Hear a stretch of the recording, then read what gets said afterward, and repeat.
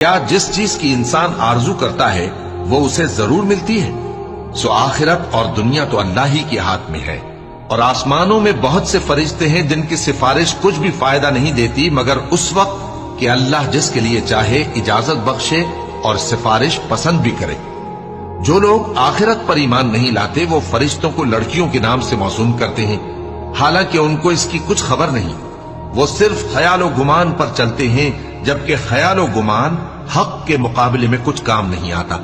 تو جو ہماری یاد سے روگردانی کرے اور صرف دنیا ہی کی زندگی کا خواہاں ہو، اس سے تم بھی منہ پھیر لو۔ ان کے علم کی یہی انتہا ہے۔ تمہارا پروردگار اس کو بھی خوب جانتا ہے جو اس کے رستے سے بھٹک گیا، اور اس سے بھی خوب واقف ہے جو رستے پر چلا۔